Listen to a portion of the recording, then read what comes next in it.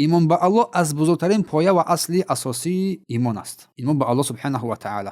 و ایمان به الله سبحانه و تعالی 4 مرحله رو در بر میگیرد. ایمان به الله، اولا ایمان با وجود الله سبحانه و تعالی، ایمان با دانستن او سبحانه و تعالی که او سبحانه و تعالی اداره کننده تمام عالم‌های هستی است، بر آنها گواه است و الله سبحانه و تعالی نشانه بزرگی خلقش است. با این مخلوقات بزرگ الله سبحانه و تعالی آفریده است، همه این گواه بر این است که الله وجود دارد، پیدا است، که او شایسته عبادت است. ایمان با وجود داشتن الله سبحانه و تعالی، ایمان با ربوبیت او سبحانه و تعالی. الله رب است، خالق است، مالک است، رزق دهنده است، زنده گرداننده و میراننده است، مدبر تدبیر کننده تمام امور است. و ایمان با نام‌ها و صفات او سبحانه و تعالی، نام‌های بزرگ او و صفات‌های نیکوی او، صفات‌هایی که الله سبحانه و تعالی در کتابش برای خود اثبات کرده است یا که رسول الله صلی الله علیه و با احادیث صحیح بیان کردگی هستند، بدون تحریف کردن، تغییر دادن، بدون مثال زدن، بدون تشبیه کردن، بدون کیفیت آن را بیان کردن. این عقیده اهل سنت و جماعت است، برخلاف عقیده اهل بدعت از جهمی ها، از معتزله ها، از ماتوریدی ها، از اشعری ها. هر کسی که چیز از اینا تولید می شود. اما اهل سنت بر این گواه هستند، اعتقاد باوری بر نام ها و صفات الله سبحانه و تعالی. سپس ایمان به الوهیت او سبحانه و تعالی،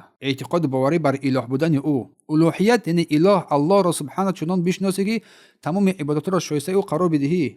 یگانه دانستن سبحانه و تعالی در عبادت که او معبودی بر حق است، هیچ کس سزاوار عبادت نیست، هیچ کس سزاوار رکوع و سجده نیست مگر او سبحانه و تعالی، هیچ کس سزاوار تعظیم نیست. پس ان همین لا اله الا الله تفسیر کل ان همین رکن های ششگانه است. اساسناکترین این رکن ها این لا اله الا الله تفسیر رکن اول بیانگر است. سپس